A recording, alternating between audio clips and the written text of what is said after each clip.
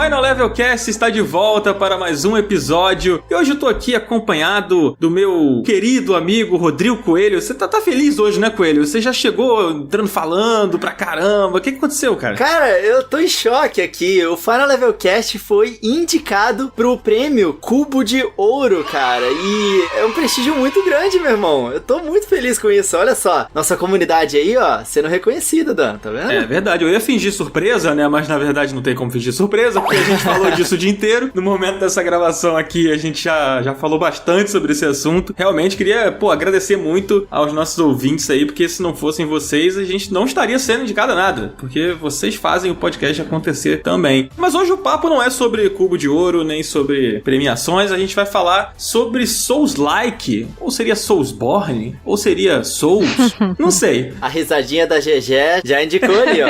Pois é, a gente trouxe aqui dois convidados, né, tipo, a GG Pinheiro tá aqui com a gente pela segunda vez? Terceira vez? Segunda, né? Segunda vez. Muito bem-vinda, GG, tudo bem? Tudo bem com vocês? Tá tranquilo, tudo bem. Estamos felizes aqui, né? Vamos falar sobre jogos que deixam as pessoas um pouco irritadas e outras pessoas muito felizes? Ou é um misto de sentimentos? São pessoas que faltam ódio no coração. É verdade. Pessoas que gostam de desafios. Eu gosto também dessa denominação. Hoje não estou com bonfires acesas, né? Fica aí a história pros bastidores algum dia do que rolou. Pra quem não tá ligado, a GG a gente tentou gravar ontem, né? Mas a GG acabou a luz na casa dela e ela tava à luz de velas, né? Literalmente com a bonfire acesa pra tentar gravar com a gente no celular. Pois é. O drama por trás do mundo dos podcasts aí, que só quem viveu sabe. Sabe o que foi isso? Foi o Souls dos podcasts. Mas agora restauramos a humanidade da sua energia elétrica. Se tudo der certo, a gente consegue aqui gravar e vai dar tudo certo. Vai sim. Além da GG, a gente trouxe aqui, esse sim pela primeira vez aqui no Final Level Cast, nosso querido Arthur. E aí eu não sei se eu chamo de Arthur, se eu chamo de Tutu, se é Tutu Pierre. Eu vou chamar de Tutu. Pode chamar de Tutu. Ah, eu chamo de Tutu, então vai ser Tutu. E aí, Tutu, tudo bem, cara? Tudo bem, entendeu? Tudo bem, é isso aí. Bom, gente, obrigado pelo convite. É um prazer estar aqui meio a amigos, pessoas que eu admiro bastante e a podcasters que eu escuto, porque eu sou um ouvinte do Final Level desde o começo. Olha aí. Olha, o Final Level Caster, olha só. É isso aí. Tá vendo só? Fico até emocionado com isso. Cara, tem muito assunto pra falar, né? Normalmente a gente faz aqui o nosso minigame. Hoje não vai rolar minigame, não vai ter leitura de e-mail, porque Dark Souls e suas ramificações... A gente fala Dark Souls, a gente cita Dark Souls primeiro, porque eu acho que ele é o que popularizou a coisa, né? Quando a galera fala, é tipo Dark Souls, não sei o que lá, é muito por essa popularização, né, do segundo título lá da From. Pelo menos do segundo título desse gênero que a gente vai falar hoje. Mas antes da gente partir direto pro papo, Coelho, a gente quer convidar os nossos ouvintes pro quê? Galera, queria convidar vocês, obviamente, pra conversar com a gente lá no nosso Telegram, né? Pô, bater um papinho direto com a gente. Achei que você ia esquecer, cara, pelo amor de Deus. De jeito nenhum. Pois é, olha só, no último episódio a gente fez uma dinâmica muito legal, que o Coelho não participou, que foi a de responder perguntas, cara. Então, o grupo tá lá super ativo, a gente faz umas atividades assim, a gente tá ativando agora a galera, e se vocês curtirem, a gente pode repetir a dose, né, Coelho? É isso aí, cara. Eu já falei outras vezes aqui no podcast, o nosso grupo do Telegram é muito ativo e muito divertido, cara. O pessoal sempre tá comentando sobre as coisas que estão acontecendo na indústria de games, e a gente sempre deixa o linkzinho aqui na descrição do episódio. Então, quando você entrar lá no seu agregador de podcast favorito e clicar no favorito, né, pra você ser notificado do Final Level Cast, você aproveita e já entra ali no grupo do Telegram pra conversar com a gente. É isso aí, não dá mole, entra lá e vamos trocar ideia. Mas agora acho que o papo é Souls-like. Eu não sei nem do que eu chamo, vou chamar de Souls, né, porque é pros íntimos, né, Souls. É isso aí. Então vamos lá.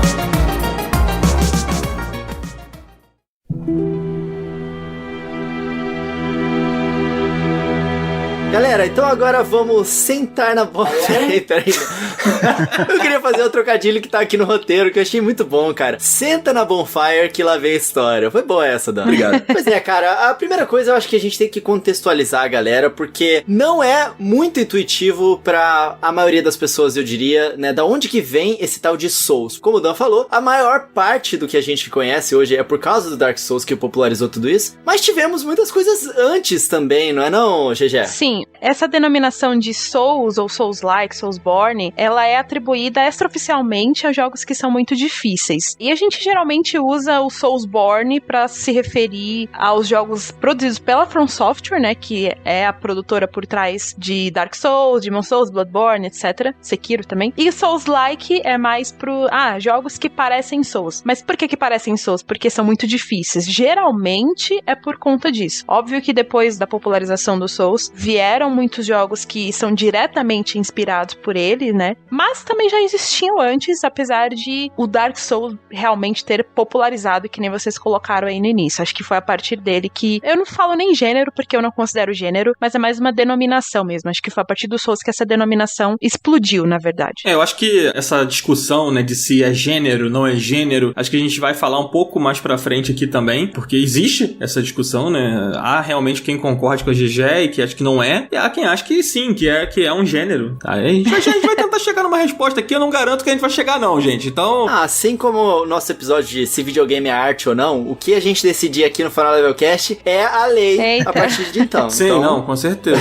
Com certeza. Existe um manual, gente, aqui no Final Level Cast, que só quem viu conhece, assim, esse manual. Quando a gente bate o martelo aqui que é isso, é porque é, entendeu? Então acabou. Mas, Tutu, você que é um cara que jogou todos e tal, e tá bem familiarizado. Aliás, eu queria que a galera que tá ouvindo a gente, que talvez não seja tão familiarizada com as franquias da From, né, sobre a temática, né, esse estilão que os jogos têm, característicos e tudo mais. E também um pouquinho sobre a trama, assim, do que se trata, sabe? Dark Souls, sabe? Do que se trata essa parada? Então, a história da From Software, ela é bem mais antiga do que o ano de 2009, né? Quando foi lançado o Demon Souls. Ela começa lá em 1994. Antes disso, a From ainda era um estúdio voltado para softwares em geral, né? Inclusive, de onde vem o nome dela, de From Software. Mas em 94 eles lançaram o Kingsfield pro PlayStation no Japão, né? Foi um título de lançamento. Mas aonde ela foi se estabelecer mesmo com o que ela foi em 2009. Mas é engraçado a história da questão de como os jogos são difíceis, né? E como é esse design da From Software, de como essas convenções foram levadas pra frente, né? Muitas delas emprestadas de outros jogos, porque bastante coisa do que Souls faz é emprestado de outros jogos, eles só colocaram de uma forma alinhada e que faz sentido, pelo menos pra maioria das pessoas que gosta, né? O que acontece, na verdade, é que o Shuhei Yoshida chegou e jogou o jogo numa versão um pouco antecipada e falou, cara, isso daqui não vai dar certo, né? E aí ficou aquele estigma de que o jogo era ruim no lançamento. Isso o Demon Souls. O Demon Souls em 2009, Inclusive, eu até concordo com ele.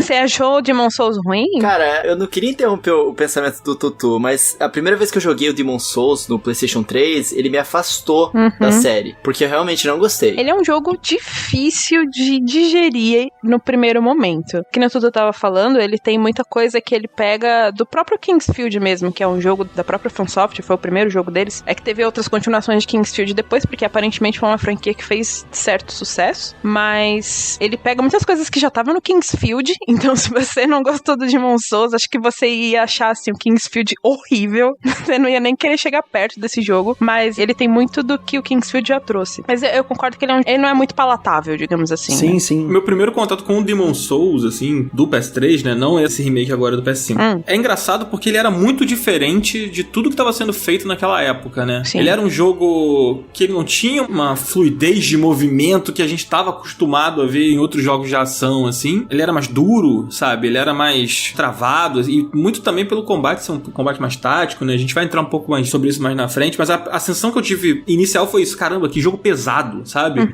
E é louco isso, porque isso realmente afastou algumas pessoas que eu conheço também que jogaram na época e que depois que o Dark Souls saiu, nem quiseram pegar, sabe? Ah, não, isso aí é tipo aquele lá, sabe? Pelo amor de Deus. Mas aí, Tutu, o cara pegou, falou é ruim, e aí o que aconteceu?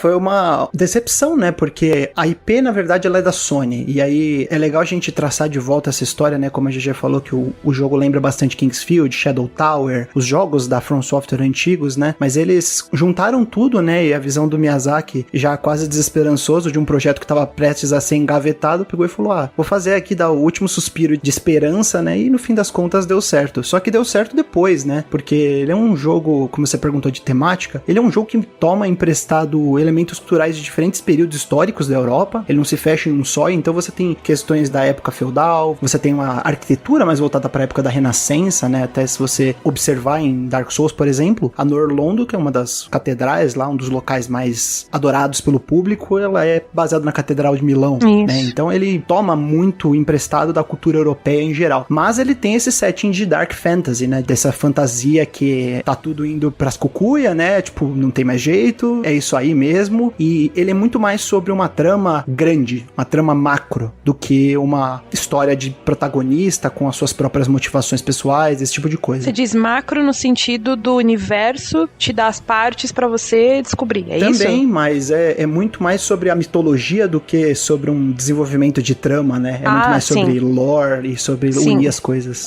Acho que uma das coisas também que acaba afastando, já pegando o gancho no que a gente tava falando antes, uma das coisas que também acaba afastando as pessoas quando elas têm um primeiro contato com Souls, ou tiveram, né? Acho que isso aconteceu com muita gente, eu inclusa, de que ele não é um jogo com narrativa clássica, né? Do que a gente tá acostumado, de você tem o protagonista, ele tem um nome, ele fala, ele tem uma história, você vai acompanhando a história dele. Muitas vezes até seguem fórmulas bem conhecidas da galera, né? Sei lá, tipo Jornada do Herói, coisas do tipo. A gente não tem essa fórmula clássica. Você tem... Não sei se eu usaria macro, porque ela é muito mais o micro daquele universo, né? Você vai pegando pequenas partes e até uma coisa que até uniu... Acho que a gente pode falar disso melhor depois, mas uniu bastante a comunidade para as pessoas tentarem desvendar o que estava acontecendo. Isso é verdade. Mas isso é algo que nichou bastante e ele foi crescendo conforme o tempo, ficando cada vez mais conhecido. E acho que um dos principais jogos que ajudou a popularizar bastante o gênero acabou sendo Bloodborne, que ainda na parte da temática, ele ainda pega um pouco emprestado das construções da arquitetura europeia, mas ela é muito mais puxado pro horror gótico, né? Essa também é uma temática. E a gente tem depois o Sekiro, que eu acho um grande de um respiro novo pra franquia. Eu acho que foi muito ousado e muito bem-vindo, porque ele pega o Japão feudal num período muito específico, que é o período Sengoku, né? A grande guerra civil do Japão, historicamente. Ele coloca ali no Sekiro como grande setting pra você. Acho que o Sekiro, inclusive, é o jogo que mais se parece com narrativas clássicas, de a gente acompanhar ali um herói que tem nome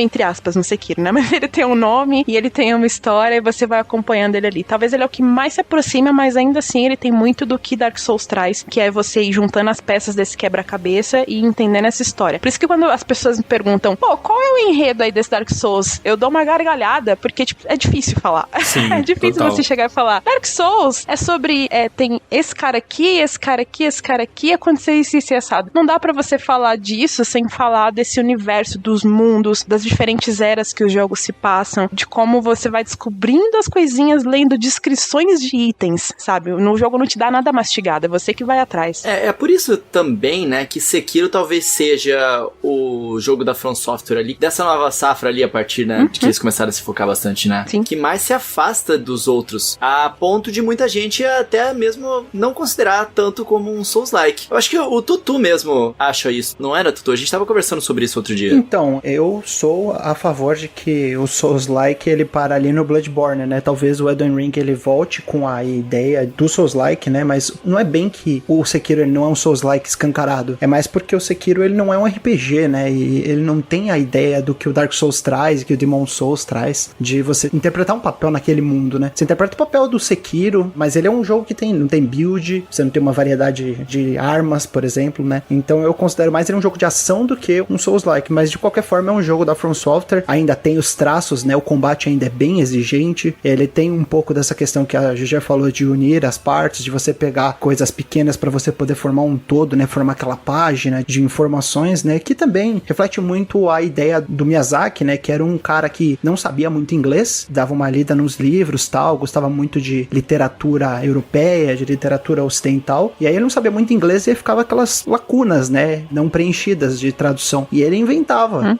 São as histórias que você ouve falar por aí, né? Eu nunca sei se a gente realmente pode confiar nas histórias, porque o Miyazaki, ele é um cara muito quieto, né? Ele é uma pessoa mais na dele. Ele é um bicho do mato, né? Vamos colocar assim no português grosso e claro, ele é um bicho do mato, porque ele não gosta nem de dar entrevista, não gosta de aparecer em foto, ele não gosta de aparecer at all. Ele só não tá no nível do Yokotaro, né? Que usa máscara quando dá entrevista, mas ele tá quase lá. Não, mas o Yokotaro, ele interpreta um personagem, calma lá. Ele é um calma lá. personagem, ele é um personagem. Dois gênios.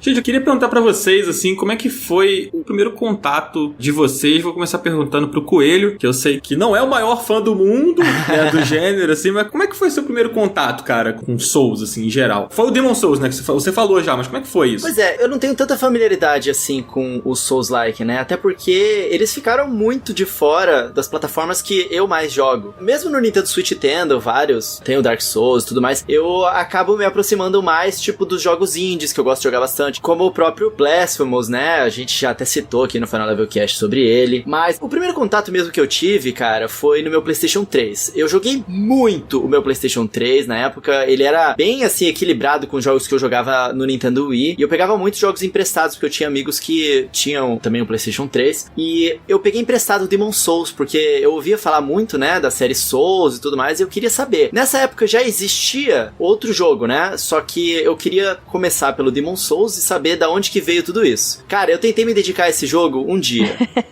É muito pouco, Coelho. Não dá. Você foi jovem nessa. Jovem. Não, aí depois eu tentei me dedicar um pouquinho mais, no segundo dia. Só que, cara, é como a GG falou, o jogo ele não te entrega nada. Eu tava tão perdido ali naquele mundo e, tipo, só levando paulada na cabeça que eu garoteei. Eu falei, quer saber de uma coisa? Eu vou voltar aqui pro meu Mario Galaxy. Cara, uma coisa que eu acho engraçada é que, assim, tipo, o Coelho, ele, tipo, beleza, não tancou o jogo, né? Jogou, falou, putz, isso aqui não é pra mim. Mas hoje em dia eu acho engraçado que criou-se uma seita dos amantes de Souls que as pessoas, elas parecem que elas não fazem questão de apresentar o jogo pra você, pra te convencer pra jogar. Parece que elas querem que você não jogue, sabe? Eu lembro que eu joguei o Demon's Souls na época e a minha experiência foi muito parecida com a do Coelho. Joguei na casa de um amigo, né? Na verdade eu nem tive tempo de me dedicar, porque foi na casa de um amigo. E aí joguei um pouco, falei, gente, isso aqui não é pra mim não. E aí o tempo passou, falaram tanto de Dark Souls pra mim, já tinha saído o Dark Souls 2, ou tava pra sair o Dark Souls 2, não me lembro agora. E aí eu peguei o primeiro, comprei o jogo, falei, vou jogar. E aí eu acabei gostando, depois de insistir um pouquinho. Mas as pessoas, quando elas apresentam o jogo, eu vejo muito isso assim, não, porque é difícil pra caramba. ou tipo, Sei que você tá jogando, não é difícil não. Difícil é Dark Souls. sabe, tipo, você quer que eu jogue? Ou você quer que eu fique com medo de jogar o jogo, sabe? Tipo, os jogos são tão caros, né, que eu vejo pessoa falando assim, esses dias eu tava conversando com um amigo, ele falou, pô, gastei 300 conto no jogo tal, não sei o que lá, no Sekiro, né, na época do lançamento, comprei com o Steelbook, não sei o que, pô, difícil pra caramba, larguei o jogo, sei que lá, mas depois eu gostei. Cara, você quer me convencer a gastar 300 conto num jogo que você largou, sabe? Tipo, eu fico meio assim, sabe? Que às vezes parece que tem essa coisa do tipo, não, que eu sou bom nesse jogo aqui, não sei o que. Eu não sei se vocês sentem isso, sabe? É um pouco de status, né? É um pouco de status, talvez. Não, porque eu zerei Dark Souls, sabe? Tipo, eu zerei Contra, sabe? Na época. Exatamente, sem morrer. Eu zerei Battletoads, né? Nossa, tipo... pode crer. Rola um pouco disso. Eu sinto que rola de forma generalizada, porque, né, não é com todo mundo, não é com todos os grupos. Eu sinto que rola um pouco disso, de ter esse, entre muitas aspas, instinto superior entre as pessoas, assim, que, enfim, gostam, mas às vezes, sei lá, quer recomendar e não sabe exatamente como. Acho que rola de uma forma geral, assim, a grosso modo, das pessoas geralmente atribuírem a dificuldade como se fosse a característica mais importante do jogo. E na verdade não, né? Acho que o jogo é muitas coisas, mas é só desafiador no sentido de que você precisa entender o que tá acontecendo, até puxando o gancho pra mim, porque eu joguei o Demon's Souls, mas já tinha Dark Souls na época, e aí eu lembro que muito do que me fez gostar do jogo foi eu ter jogado com o meu tio. Assim, eu e meu tio, a gente tem um longo histórico de videogames, ele me apresentou muita coisa que eu gosto, não só nos videogames, fora deles também, mas a gente jogou também muita coisa junto. Muita coisa ali, por ele não manjar tanto de inglês, e na época eu já manjava um pouco mais do que ele, a gente então se ajudava nessa questão de, pô, vamos preencher essas lacunas aqui, sabe? O que tá acontecendo? Ele gostou muito do gameplay do jogo, e eu queria entender mais a história. Então a gente juntou ali o útil ao agradável e a gente foi jogando juntos. Obviamente depois eu joguei sozinha, até pra eu ter a experiência e tudo mais, e aí a gente foi partindo pros outros jogos da série Souls também. Mas acho que uma coisa que eu percebi, que me fez ter muito mais gosto, muito mais apreço pelo jogo, foi de que, pô, esse boneco aqui que eu tô controlando, eu realmente estou controlando ele, sabe? Eu tenho total controle sobre o que está acontecendo com esse boneco. Então, se em algum momento até eu morrer, às vezes é mais por culpa minha do que pelo jogo propriamente dito, sabe? Por que eu tô falando isso? Porque, tipo, Demon's Souls e os Dark Souls especificamente, é o Bloodborne um pouquinho também, mas eles te dão um leque muito grande de armas, de equipamentos. O Demon's Souls, ele é um pouco mais apelativo pra magia, até acho que a magia lá é até um pouco melhor de usar do que no Dark Souls. Royalty é easy mode. Nossa, você pode jogar com magia ali à vontade, né? É easy. Nossa, no Dark Souls é terrível jogar de magia. Depende. Se você conseguir fazer umas builds mais elaboradas, você ainda tem um certo sucesso, mas demora até quando você conseguir fazer isso, de fato. Mas assim, você que controla o seu boneco, você que arruma a build no sentido de que, tipo, você que coloca as armas que você se sentir mais confortável, você luta do jeito que você se sentir mais confortável e anda também com o boneco do jeito que você quiser. Então você tem total controle sobre ele nesse sentido. Ou seja, você tem total controle sobre o boneco. Muitas das mortes não é nem culpa dos inimigos em si. Óbvio que rola umas surpresas às vezes e tudo mais, mas é muito mais culpa do jogador do que do jogo propriamente dito, sabe? Você tá num cenário muito hostil, o ambiente é bem inóspito e nocivo, claro, mas eu acho que o jogo te dá muita liberdade. E não só nisso, acho que no design também, né? Porque você tem muitos caminhos a serem seguidos, na maioria das vezes, dependendo da parte que você tá do jogo. Você tem muitos caminhos a seguir, você meio que bola ali pra onde você vai primeiro, e os cenários vão todos se conectando. E quando eu fui percebendo isso, eu fiquei tipo, caralho, isso aqui é muito bom, sabe? Isso aqui é muito bem feito, principalmente. Então acho que foi no boca a boca que eu conheci, até porque o Dark Souls tava fazendo muito sucesso, e também ele fazia muito sucesso na época pela dificuldade. As pessoas começaram a atribuir a dificuldade como a maior qualidade do jogo, mas não necessariamente, sabe? Não é exatamente isso. E você, Tutu, como é que foi seu primeiro contato? Foi amor à primeira vista?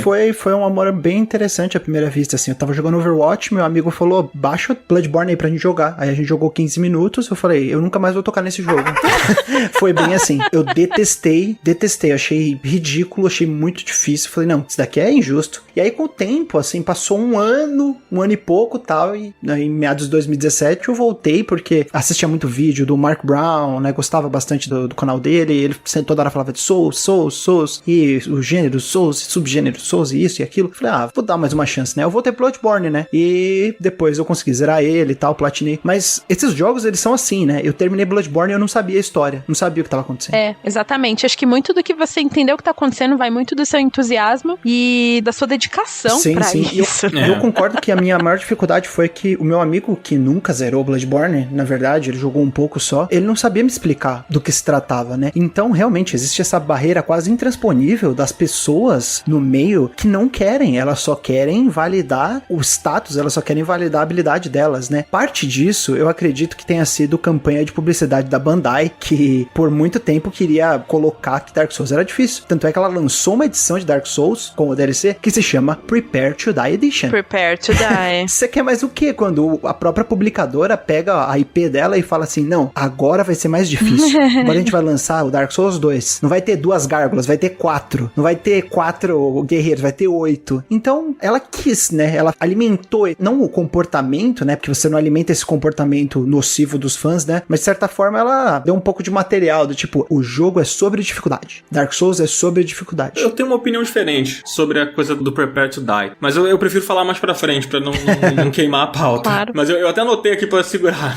Mas eu volto e falo isso depois. Eu acho que a gente tá falando aqui sobre o sucesso, sobre o jogo, e aí saiu continuação e não sei o que, e existe, eu chamei de seita, né, brinquei com isso, mas realmente existe um grupo muito grande de pessoas que defende até a morte esses jogos da From e que acham os melhores jogos. Inclusive a gente gravou com o BRK Sedu há pouco tempo, e ele falou aqui, né, que tipo, se botar um Zelda na frente de qualquer jogo da From, eu vou escolher o jogo da From, porque ele é muito fã, e ele falou, e eu tenho certeza que tem pessoas que são fãs da From e que vão concordar comigo. Eles são defensores mesmo, assim, sabe? Sim. Tipo, da parada. Mas até mesmo dentro da comunidade de jogos da From, assim, do pessoal que gosta, existe muita discussão, muito debate. Eu acho que é uma das comunidades que mais tem top, que é qual é o melhor desse, qual é o melhor daquele. O Bloodborne é melhor, o Dark Souls é melhor, porque cada um vai pra um lado, sabe? É um pouco daquela coisa que você falou, Tutu, que eles criaram uma identidade deles através desse conceito, tanto de dificuldade quanto dos combates, naquele estilo e tudo mais, que foram ao contrário da direção que o resto da indústria tava indo. Sim, sim. Por isso que Demon's Souls é tão importante em 2009, porque é um ano que os jogos estavam muito tutorializados, Pois por é. exemplo. Aí vem o Demon's Souls e coloca um chefe que te mata logo Sim. de cara, né, que é o Vanguard. Ao mesmo tempo em que eles foram contra a maré na época, é até o que eu tinha comentado antes, sabe? Eles ainda assim se mantiveram muito fiéis ao que eles já vinham criando e lapidando ali ao longo dos anos. Cara, se você pegar o Kingsfield, apesar dele ser em primeira pessoa, o Dark Souls tá ali. Sim. Todinho tá ali. E ainda mais o 4, acho que se eu não me engano ele saiu pra PlayStation 2 até. Então ele já era um pouco mais próximo, sabe? Você olha, você vê, cara, tá tudo aqui, sabe? Eles só foram lapidando ao longo dos anos. Eles sabiam o que eles queriam fazer, mas ainda não sabiam exatamente Sim, como. Exato, e eles foram refinando ao longo dos anos, mas uma coisa da comunidade que eu queria muito comentar é que, sabe quando uma coisa vai levando a outra? Porque você tem ali essa identidade deles, essa fórmula deles de jogar as coisas nesse mundo, e você vai juntando pegando essas coisas e montando esse quebra-cabeça você mesmo. Depende da sua dedicação e da sua vontade.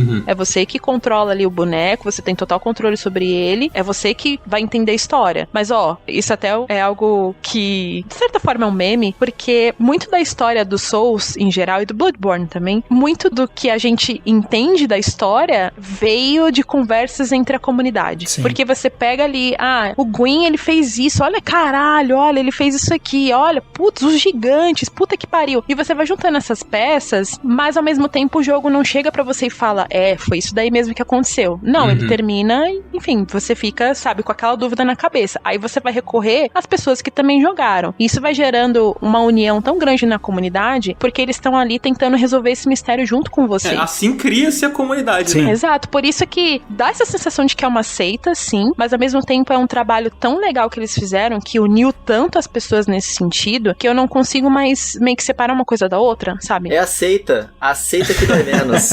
Pois é. Gente, mas assim, esse lance de comunidade também, como eles criaram essa coisa que é muito única e que você não vai encontrar tanto assim em outros locais da indústria de games, porque a identidade que eles criaram, o estilo de jogo, o estilo de universo, é muito mesmo da From Software. Basicamente, a From Software virou uma marca, né? Aí o pessoal vê o novo jogo da From Software e já quer ir atrás dela. E eles são jogos mais hardcore mesmo, e a galera que gosta disso começou a seguir isso, e como são jogos voltados a um grupo mais hardcore, digamos assim, é justamente a galera que sempre tá mesmo na internet, nas comunidades, e fica discutindo esse tipo de coisa. Então, eles conseguiram atingir o público certinho de pessoas que fazem parte, que geram essas discussões na internet, e eles conseguem, inclusive, aproveitar isso, a questão da história e tudo mais, por causa do público que eles cativaram, né? Sim, e eu não digo nem só na questão da história, porque os jogos eles trazem muitas temáticas muito interessantes também, que geram toda uma discussão complementar ali. Por exemplo, uma das temáticas mais recorrentes em praticamente todos os jogos da From Software dessa leva Souls é a questão da morte. Todos eles abordam de uma forma ou de outra a morte, a vida, a luz e a escuridão, sabe? Às vezes tem um toque a mais ali, tipo no Bloodborne, que traz um pouco do horror cósmico e tudo mais, e renascimento, imortalidade, que nem no Sekiro, né? E é sobre o sangue. O sangue, a imortalidade. É sobre o sangue como o Dark Souls é sobre o fogo, Isso, aí né? tem a imortalidade, a espiritualidade no Sekiro. Então todos eles trazem essas temáticas ali. Pô, todos os protagonistas, com exceção do Sekiro, né? Enfim, ele tem um nome, fala e tudo mais, ele é mais diferente. Você não cria ele, né? Ele já vem pronto. Mas todos os protagonistas, entre aspas, que você cria, todos eles são undead, sabe? Todos eles morreram e voltaram porque eles precisam fazer alguma coisa. Não à toa, a gente pode falar disso mais à frente, não à toa, todos os finais mais interessantes desses jogos são quando você quebra esses ciclos de vida, de morte, de luz, escuridão, fogo. São os finais mais interessantes quando você quebra todo esse ciclo, sabe? Que já tá se repetindo ali, e o seu boneco pode ser só mais um, ou você pode quebrar esse ciclo e, enfim, abrir espaço pra uma coisa nova, sabe? Que você não vai ver, vai ficar no seu subjetivo, que é mais interessante ainda. É verdade. Eu acho que uma coisa legal da gente falar, né, também, assim, também pensando em quem ainda não conhece tanto e tudo mais, que é como a gente identifica, porque o que acontece, né, apesar da discussão de, é gênero, não é gênero, não sei o que lá, é fato que muitos jogos beberam da fonte desses títulos da From, até por isso surgiu a discussão de se é um estilo de jogo novo ou não, né, e eu acho que é legal a gente falar de como a gente identifica isso, né, porque se popularizou muito e tudo mais, aí você já olha um jogo e você fala, tem isso, às vezes até erroneamente, né, tipo, tem a trava de mira ali no inimigo, isso aí é Dark Souls, sabe, tipo, e não é bem assim também. Sim. Eu acho que uma das características, uma das principais do jogo é o lance do Corpse Run, que não foi inventado pelo Dark Souls, gente, né, então vamos deixar claro aqui. Mas Tutu, explica pra gente o que é o Corpse Run, como funciona isso dentro do Dark Souls. Cara, basicamente, todos os jogos da From você morreu, você ainda tem uma chance de voltar. Exceto pelo Sekiro, no qual você morre e você perde metade da sua experiência, né? Mas o Sekiro ele tem uma parada diferente de você poder reviver, né? E você tem algumas cargas de ressurreição e tal. Mas basicamente o Corpse Run você morreu, você tem uma segunda chance de voltar até o lugar que você tava e tocar no chão e pegar suas almas, né? Isso acontece no Demon Souls, no Dark Souls e no Bloodborne, com exceção de que o Bloodborne ele tem um detalhezinho que o inimigo ele pode pegar os seus ecos de sangue e ficar nele, e aí você vai ter que derrotar aquele inimigo pra você poder recuperar os ecos de sangue. Mas é basicamente uma segunda chance, né? O jogo chegando pra você e falando assim, você errou, mas você chegou até ali, não chegou? Uma vez, você pode chegar outra. Eu confio em você, vai lá. O lance é que as suas almas, né, no Dark Souls são as almas, ela também é o seu dinheiro, né? Sim. Então, tipo assim, tudo que você tem ali, você deixa no chão, né? E aí você volta pra buscar. Pra quem não é muito familiarizado, tem que explicar meio isso, né? né? Existe um checkpoint no jogo, né? Mas quando você volta do checkpoint, você tem que ir lá buscar o que você deixou. Exato. E aí, se você morrer no meio do caminho, tipo, putz, dei mole, não cheguei onde tava as minhas almas. Você perdeu as suas almas, né? Ela não fica lá pra sempre esperando. Acho que isso é uma característica que a gente vê bastante nesses jogos que são bem mais parecidos. Porque, por exemplo, tô pensando aqui em outros jogos que também tem isso. Sei lá, o Code Vein. O Diablo tem, o Code Vein tem, o Nioh principalmente tem. Ultima Online. Eu fui lá longe agora. Nossa. Meu Deus. É uma maneira de identificar, assim. Tem outros elementos também. Todos eles têm alguns elementos em comum, mas cada um tem suas particularidades também, né? E eu acho que uma coisa que... Talvez eu esteja queimando pauta, não sei. Mas acho que uma coisa que eu curto bastante que todos eles têm é a precisão no combate. Porque todos os jogos da From Software me impressionam muito por isso. E eu fui apreciando isso cada vez mais ao longo dos anos, né? Porque, enfim, fui entendendo cada vez mais como funcionava e lendo mais sobre também. Eles têm uma animação muito bem colocada, de antecipação e de execução. Isso me impressiona bastante também, que é algo em comum que eu consigo ver, principalmente nos jogos da From Software, sabe? No Nioh, por exemplo, que é um Souls-like, a gente pode falar dele melhor depois, mas ele é mais ágil, ele é muito mais violento nesse sentido, sabe? Tanto em animação quanto em precisão, assim, dos comandos. Eu acho que uma coisa legal pra levantar é como, por exemplo, pelo menos ao meu ver, o Demon Souls, ele se parece muito com um RPG tradicional, um RPG de mesa mesmo. Sim. O Demon Souls, ele é aquele jeito, você deu um golpe, você morre com aquele golpe até o golpe acabar. Você não pode parar aquele golpe. É tomar uma decisão ali, é no tete a tete ali com o inimigo que você vai decidir se você vai dar um golpe, se você vai levantar o seu escudo, se você vai tentar um parry e você pode errar o timing do parry e tomar um golpe. Então, é sobre tomada de decisões rápidas. Tudo que você faz, né, a sua movimentação, ela tem uma animação que leva um tempo. Exatamente. Né? Então, mesmo quando você vai tomar uma ação ofensiva, quando você vai dar um dash, né, porque o dash também tem o momento de pausa ali. Você erra o alcance do seu oponente, né, do chefe que você tá tentando escapar. O cara, ele pode terminar o tapão que ele tá indo te dar e tá bem na sua cabeça. É, cambalhota, um dash, dependendo do jogo que você tiver, o pulo do Sekiro, né? O Sekiro é ainda mais legal porque ele tem 3 camadas aí de você escapar do inimigo. Ele tem o dash, tem o pulo e tem a parte de deflexão, né? De você bater o golpe. O parry, né? É, o parry também tem no Dark Souls, na verdade, né? Tem. Sim. Todos têm. O Dark Souls, ele muda muito o jogo quando você domina o parry, né? Sim, porra. Eu, pelo menos, assim, eu só consegui finalizar o primeiro Dark Souls quando eu aprendi a usar o parry e o momento de usar o parry, assim. E no Bloodborne também, né? Porque no Bloodborne você ainda recupera vida, né? Com o parry. Então, é muito essencial, assim, porque ele é um jogo muito difícil, né? Eu entendo até que a GG bateu um pouco nessa tecla, né? Tipo, o jogo tá ali, você que controla o seu personagem e tudo mais e tal. Você morre, às vezes, numa situação e não é culpa do jogo que te puniu, é porque você deu mole, né? Você não prestou atenção o suficiente ali, não entendeu que aquele inimigo era mais perigoso naquele momento. Então assim, é claro, a culpa é do jogador, mas o jogo é difícil. Ele tem uma curva de aprendizado diferente do que um God of War, por exemplo, sabe? Sim. Quando você entende que o ritmo do combate não é igual ao de um Devil May Cry, por exemplo, que você tem que estudar o seu adversário, e isso é muito do cenário também. O cenário, ele vira um inimigo dependendo da situação que você tá. Se você tá num corredor de um castelo, por exemplo, estreito, e tem 2 inimigos que são relativamente mais fracos, mas você não consegue bater neles direito porque a sua espada bate na parede, eles se tornam mais perigosos do que um gigante fora numa parte mais aberta, sabe? Sem contar quando você tá, tipo, na beira de um penhasco e você tá passando por um cantinho e tem inimigos escondidos do outro lado do cantinho que você não consegue ver ainda. Isso é clássico. Aí você só leva aquele chutão e cai. Eu me lembro até que virou meme na época do Sekiro, aquele inimigo que vinha voando, sabe? O ninja da pipa. Você tá andando no telhado e aí vinha do nada o cara voando, assim. Sim. Excelente. Mas é muito sobre isso, né? Sobre o combate. Pra mim, ele é muito sobre incrementos. Você vai ganhando aos poucos ganhando confiança, até você ser sabotado pela sua própria confiança, achando que você sabe demais, entendeu? Nossa, isso é clássico também, né? Você tá ali naquele momento, você chama um inimigo, mas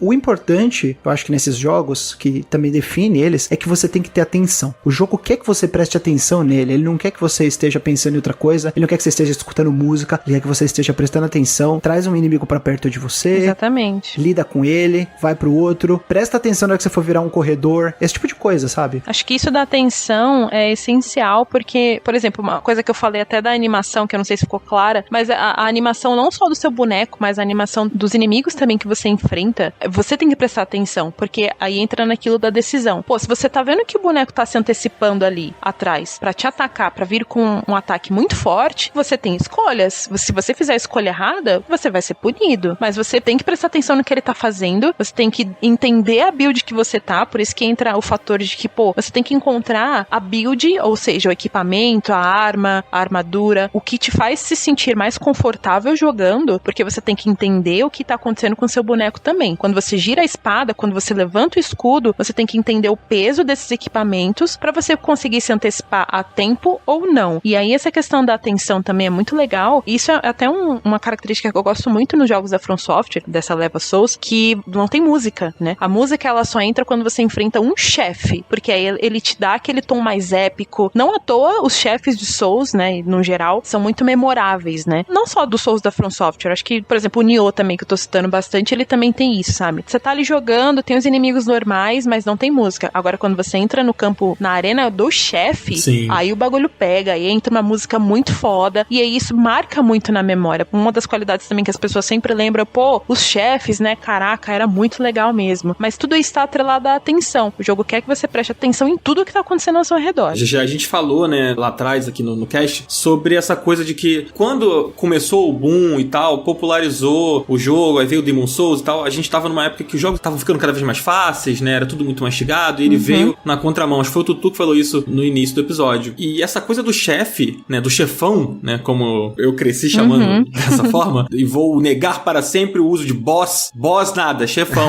Chefão. Muito mais legal chefão do que boss, pelo amor de Deus. Sim. Então quando você chega num chefão e tal, tem aquela coisa dos jogos que você jogava na sua infância, né, que tipo, cheguei no chefão, tipo Alex Kidd, cheguei naquele chefão e não consegui passar, não sei o que. Tem essa coisa, né, do desafio maior do chefão. A gente falou bastante do combate, né, tem a coisa da estamina, né, no combate, que você tem que aprender a controlar a estamina, você tem que aprender a controlar a poção, né, que é o Estus Flask. Que talvez é a coisa que eu mais bato na tecla, que é esse realmente eu atribuo, apesar das coisas que vêm antes, né, das mecânicas de cura que vieram antes dele, eu bato na tecla que o Dark Souls foi genial e pontual muito bem, assim, de colocar esse tipo de mecânica, porque o Demon's Souls, ele é um jogo muito maravilhoso, gosto muito do Demon's Souls, assim, hoje no dia 18 do 3, onde a gente tá gravando, Demon's Souls é o meu jogo favorito da From Software, o de Play 3. Olha só, caraca! Mas ele é várzea nessa questão de magia, ele então... é várzea na magia, mas ele é mais várzea no negócio de você ter que farmar ervinha pra você curar. Isso Também. me deixa muito frustrado. Nossa. Muito frustrado. E o Estus Flask é uma das mais importantes, se não a mais importante mecânica da última década em videogames. Eu acho ela muito, muito importante. Cara,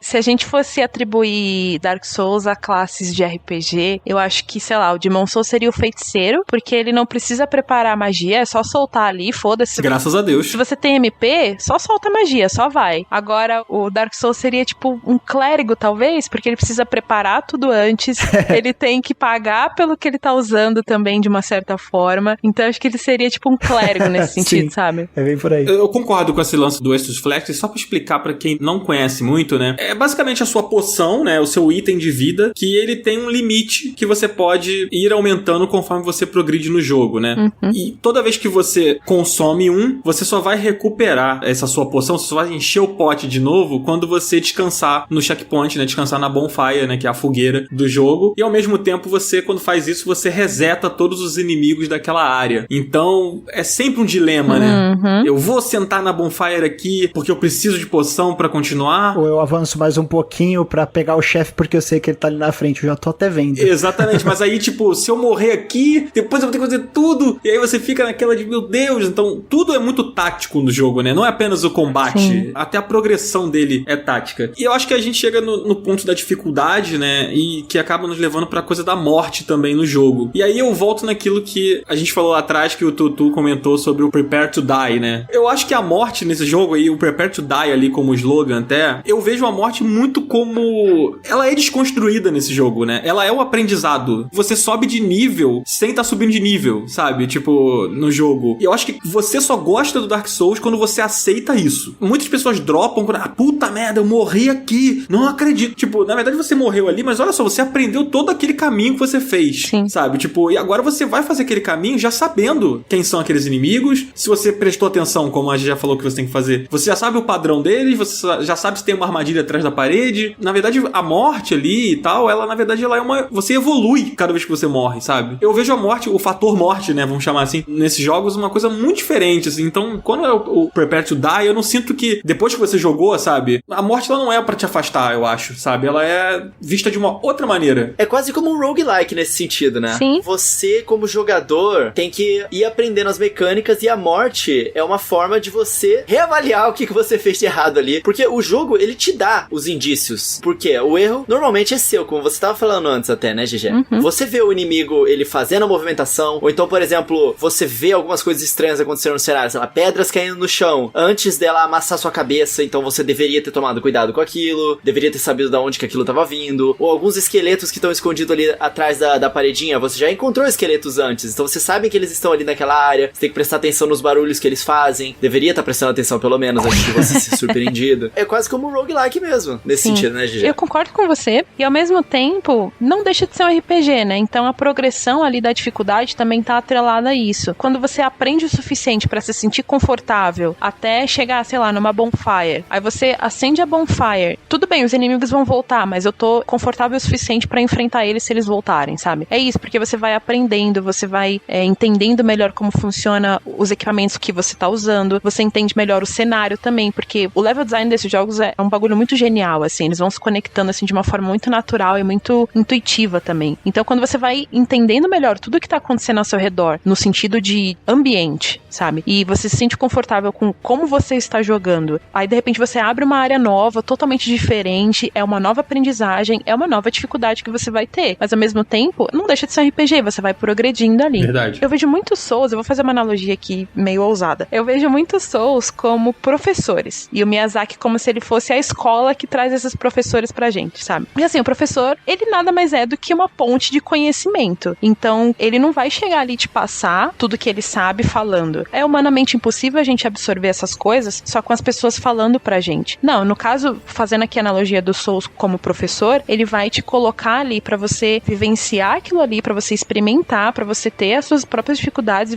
você mesmo ir atrás daquele conhecimento, porque ele te deu o básico. Depois você corre atrás do resto e você faz o seu corre, sabe? Eu gostei muito da sua analogia com professores, né? Isso me faz lembrar bastante do momento no Dark Souls 1 até chegar no Ornstein Ismael, porque ali é um skill check. Aquela dupla filha da mãe, né? Não tem uma pessoa que fale. Aquela dupla filha da mãe, porque ali é um skill check do jogo e talvez é uma das viradas mais interessantes, Sim. assim, que eu vi em jogos, que é, até aquele momento, você precisava caminhar naquele mundo. Você caminha, você passa por todos os obstáculos, você para nas fogueiras, você restaura seu Estus, você toma um momento pra respirar, mas você precisa caminhar por aquele mundo. Você tem que passar por todas as áreas de novo, você abriu atalhos, né, mas você ainda precisa caminhar. Quando você mata o Ornstein Ismael, que é mais ou menos da metade do Dark Souls, você ganha a habilidade de teleportar. Por quê? É o jogo te recompensando por você ter chego até ali. Você ter conseguido, com sucesso, derrotar 2 inimigos muito difíceis e passar pela área que talvez é a mais difícil da primeira metade do jogo. Então é muito legal isso. Perfeito. Eu gosto muito do Dark Souls até esse momento, e eu acho que dali pra frente é a parte que eu menos gosto. Você está correto. Sério? Sim, eu acho que ele faz uma conexão de mundo, os atalhos funcionam de uma forma genial, Sim. o mapa é incrível, sabe? E eu acho que muito dessa primeira metade do Dark Souls é que até engana algumas pessoas, que as pessoas falam, Dark Souls é meio Metroidvania, né? Não sei o quê. Não é bem assim, não né? é bem assim, sabe? Eu não concordo, mas eu acho que essa primeira metade, ela é quase isso, sabe? Tem um pé, mas não é Eu bem. entendo quem faz a comparação baseado nessa primeira metade, sabe? Sim. A cachorrada aqui não tá concordando. Eles acham que é Metroidvania. Mas os cachorros claramente não estão gostando dos meus comentários, ou talvez sejam felizes. Eu não entendo a língua dos cachorros. Mas enfim, acho que fica muito escancarado o quanto o mundo é muito bem conectado, muito bem feito nessa primeira metade. Na segunda, não é que fica ruim, mas eu acho que perde um pouco essa magia de você, tipo, abrir um elevador e você, meu Deus, eu tô aqui, agora eu posso ir lá naquela parte que eu não tava preparado naquele momento e agora eu tô, sabe? Tipo, eu acho que ele perde um pouco a partir desse ponto. Mas, não sei, a GG não concorda muito, né? Ela falou, sério? Tipo, não! Não sei, eu gosto bastante, mas eu entendo perfeitamente seu argumento. Eu consigo entender por que você não curte. Tá bom, fico feliz então. Eu achei que a GG ia aproveitar esse momento pra te derrubar. Eu também achei, mas a GG é um amor de pessoa, né? Ela tá falando merda, deixa ele falar, sabe?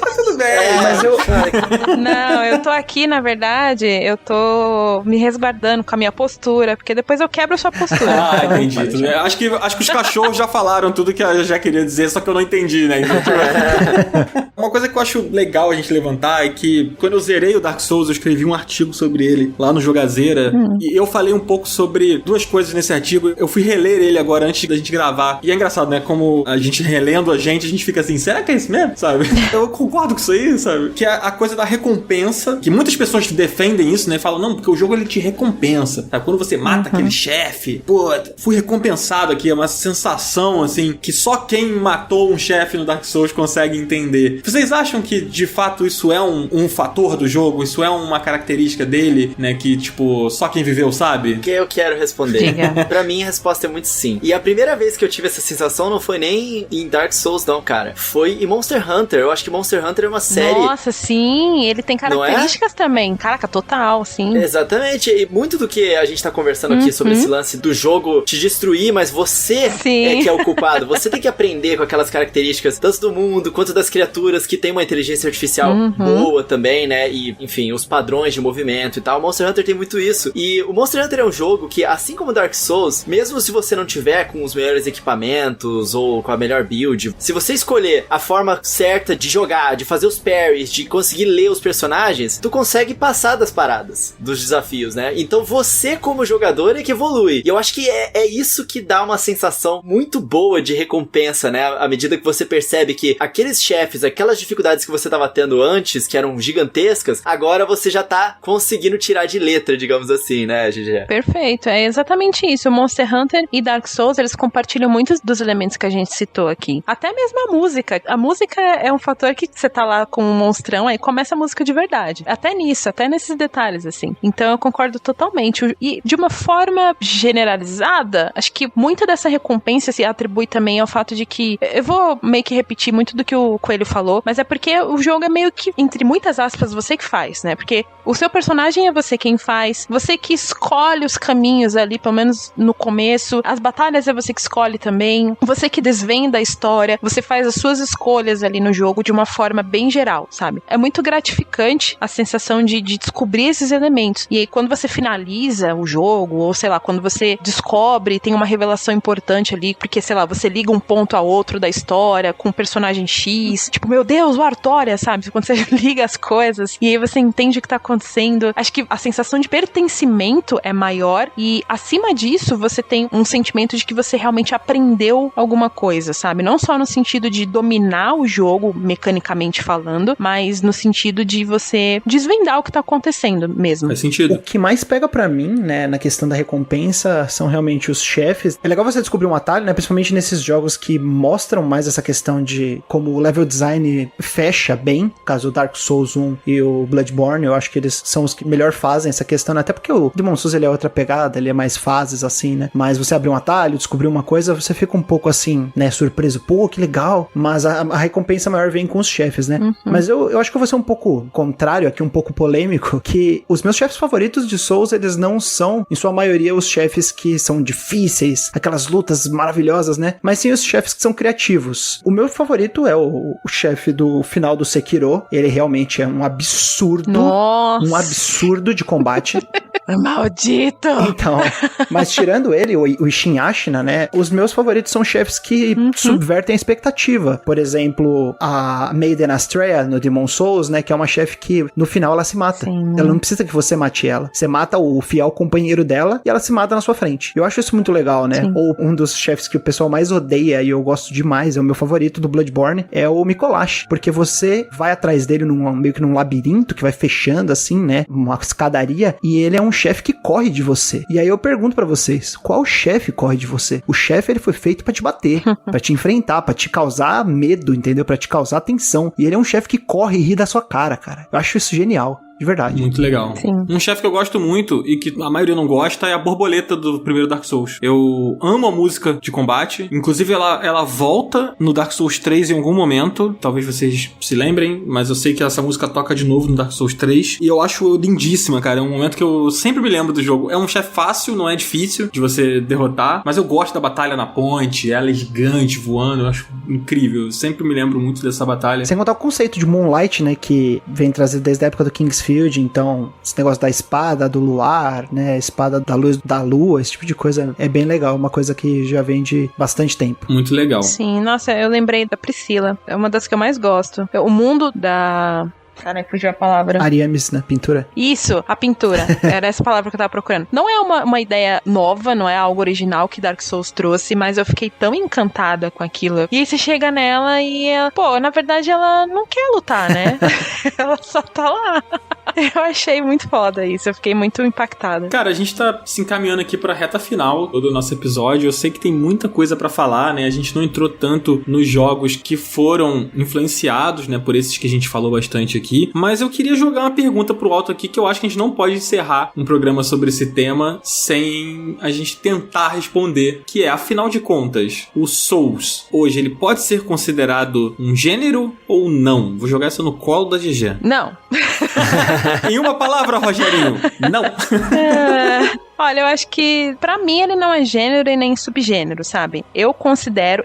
Jéssica Pinheiro, eu considero um apelido pra jogos que podem ser da From Software ou não, sabe? Ele é mais uma forma de você identificar o jogo, mas aí implica em gênero também, né? Então agora eu fiquei confusa, olha não sei. Olha aí, é disso que eu tô falando. Mas eu não considero gênero. Sentir firmeza não, hein? Calma lá, não é. Eu acho que pra mim não é, porque eu vejo como uma forma de identificar.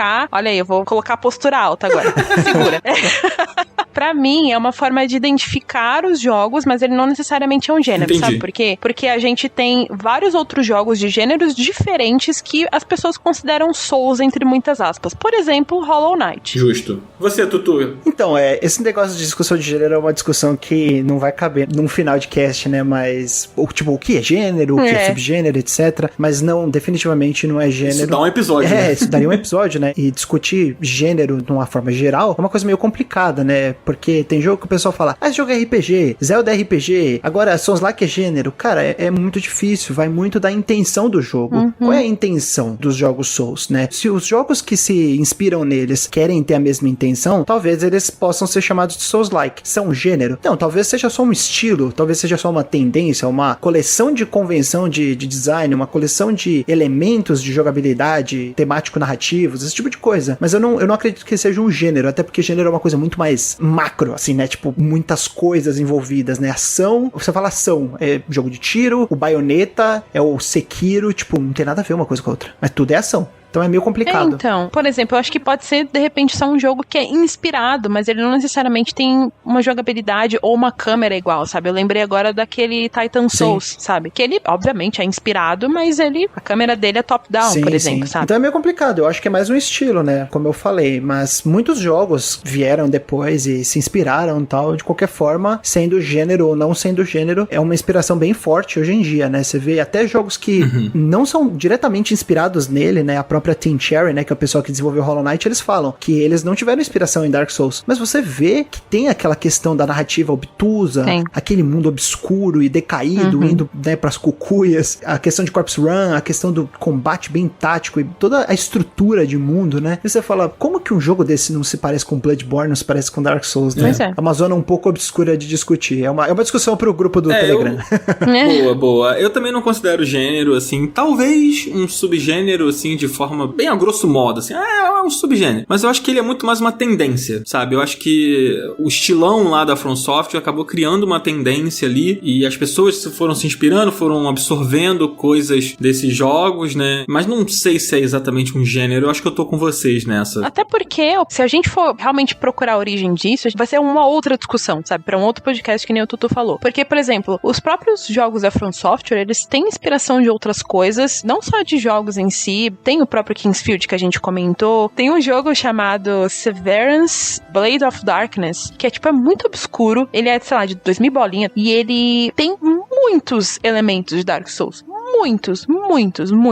Só que ele é um jogo que é completamente obscuro, não fez sucesso, se eu não me engano ele não foi nem acabado direito, enfim, só lançaram ele porque tava na hora de lançar, lançaram, e ele é bem obscuro. Mas, pô, até fora dos jogos também, sabe? Eles pegam muitas inspirações de outras coisas também, que nem o Arthur falou no começo, tem as inspirações de arquitetura, de locais históricos da Europa. Dá pra fazer uma lista de paralelos também com algo que eu gosto muito, que é Berserk. Não sei se vocês já leram Berserk, mas... Total, então, Artórias, né? Também, mas o Ferreiro André e tem o Godot também. Os cenários também. Os cenários. O Gwyn também, acho que dá pra fazer uns paralelos. Dá pra fazer alguns paralelos com o próprio Grift, sabe? E o próprio Miyazaki já falou que ele se inspirou em Berserk também, né? Então isso já, pelo menos já é confirmado. É isso que eu ia falar. Miyazaki falou que ele se inspirou em Berserk e em JoJo's Bizarre Adventure Sim. também.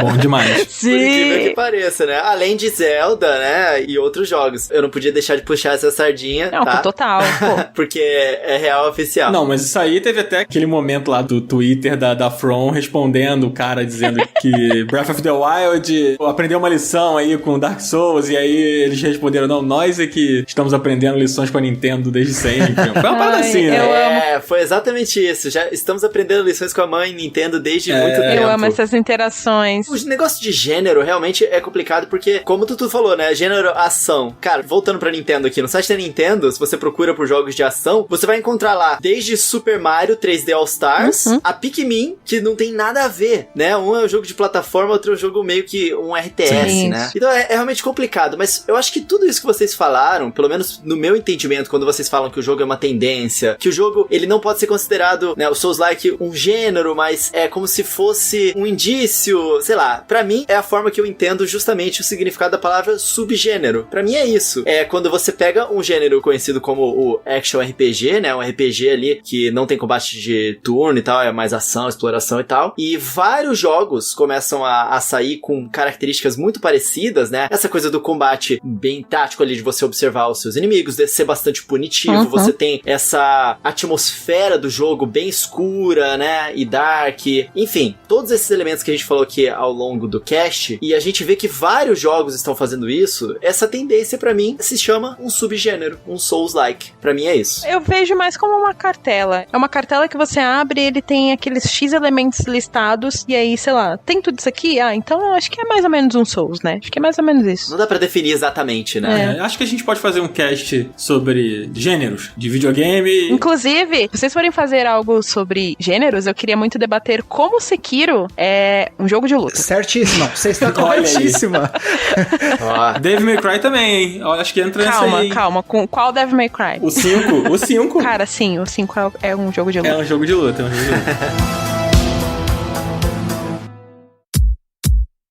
Gente, agora sim, vamos encerrar aqui esse papo que foi muito maneiro. Eu gosto muito de conversar sobre Dark Souls, acho uma franquia muito legal, e Demon Souls. Ontem eu estava jogando Demon Souls, avancei bastante, terminei uma área que tava, meu Deus do céu, no PS5. Eu tinha travado lá um pouco depois do segundo chefe, mas é porque, até conversando com o Tutu, falei, cara, jogo da From Software você não pode parar, você tem que ir numa tacada só, que senão você esquece, você perde o ritmo e aí ferrou. Vou terminar essa gravação aqui, vou jogar um pouco mais, depois do Big Brother, ele fala. Mas queria agradecer muito a presença da GG Pinheiro. Muito obrigado, GG, por ter topado participar aqui. Muito obrigado também ao Tutu, né, que topou aqui. A gente, olha, suamos aqui pra fazer essa gravação. A gente teve vários probleminhas técnicos, mas aconteceu. O Dark Souls dos podcasts. Era meu sonho falar isso.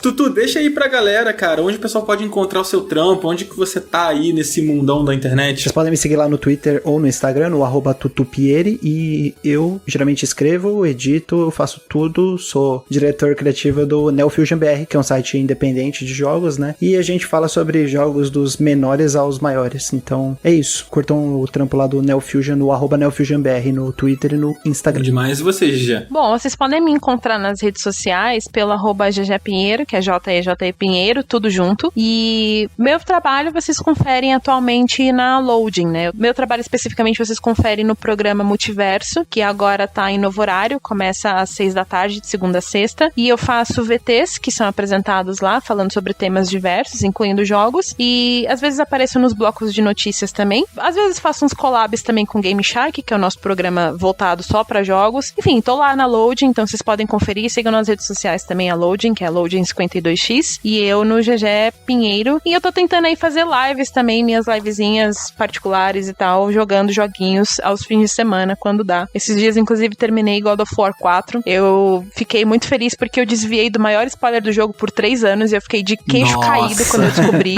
Então, gostei demais de ter feito isso em live. Foi bem gratificante, foi bem divertido. E é isso. GG, eu não consegui fugir dos spoilers do God of War. Na época eu trabalhava lá no The Enemy e a gente jogou ele ao vivo, do início ao fim. E aí, nossa senhora, aí eu lembro que na época o Luciano Amaral trabalhava lá ainda também. E aí eu e o Luciano, a gente se trancou na redação pra não ouvir o que tava rolando no estúdio. Só que a gente vira e mexe tinha que entrar, né? Aí eu lembro do Prandas vindo com uma cara de enterro. Aí ele falou, gente, é melhor vocês entrarem logo lá, porque dali pra frente, cara, tudo vai acontecer e não vai ter como. Aí a gente, tá bom então, vamos lá. E a gente tomou os spoilers. Foi muito triste isso, mas foi legal. Boas memórias. Gente, muito obrigado por ter ouvido até aqui. Coelho, tá quietinho, Coelho. Tu fica triste não, Coelho. Fala suas redes sociais aí também, pro pessoal seguir você. Eu tava esperando, entendeu? Eu ia falar pro pessoal que se for pra ligar a televisão, liga na Loading, né? Porque a Loading tá muito irado, cara. O conteúdo que eles estão trazendo de várias coisas relacionadas a games mesmo, cara. E, pô, GG tá lá, tantas pessoas maravilhosas que a gente gosta tanto tá lá. Então até puxei o jabá pra Loading aqui, porque eu adoro, gente. Vocês são todos lindos. Obrigada. Inclusive tem conteúdo do Coelho também, né? De vez em quando passa os vídeos do Coelho lá sobre Zelda, que eu adoro, inclusive. Exatamente. E vai começar a passar de Pokémon também. Ah, que maravilhoso. Ó, spoiler aí, ó. Só pra galera do Final Level Cast. Então é isso, galera. Vocês podem me seguir também lá nas redes sociais, @RodrigoCoelhoC. Reclamações, manda @Trostes, tá? Pra Márcia. Inclusive, tô triste, porque é o segundo podcast que eu gravo com vocês e ela não está presente. Tô bolada. Ih, é pessoal, hein? Verdade. Treta no mundo gamer? Será? Já tem a treta minha do Cardoso, agora a treta GG e Márcia. Eu quero gravar com a Márcia. Márcia, Trostes, pelo amor de Deus. Mandem lá, @Trostes no Twitter. Márcia, grava com a GG. É isso, mandem pra ela, vai ficar feliz. Exatamente. Gente, qualquer reclamação, vocês podem também marcar o Ricardo Nautilus, tá? Qualquer coisa que vocês não gostaram aqui, falou mal, pode ir lá reclamar com o Ricardo, tá? Ele recebe pra ouvir reclamação do Final Level Cast. O Ricardo é a ouvidoria. Exatamente, fiquem à vontade. Então é isso, gente. Nossas redes sociais, minha do Coelho aqui, link do canal do Coelho, não sei se tá aqui, mas tem rede social, tem tudo aqui na descrição. Tem também as redes da Márcia também, que tá aqui, né? Ela hoje não tá com a gente, mas quem quiser seguir também o trampo dela tá aqui na descrição, assim como o nosso link pro grupo do Telegram e o nosso e-mail também, se você quiser mandar alguma sugestão de tema, de convidado, ou fazer uma crítica, um elogio, fica à vontade. Mandar um poema. Pode também mandar um pra poema. Márcia poder ler. Exatamente, manda um poema, mas reclamação é na arroba do Ricardo Latal. E a gente se vê aqui toda quarta-feira, 10 horas da manhã. 10 horas da manhã. Não esquece de deixar aquele follow, viu? É muito importante. Segue a gente aí no Spotify ou no seu agregador favorito e até semana que vem. Valeu, gente. Tchau, tchau. Até Tchau, mais. Valeu, pessoal. Beijo. Como que você definiria mais ou menos isso? Eita, também não entendi. Caraca, rolou um alma e os esquilos dele.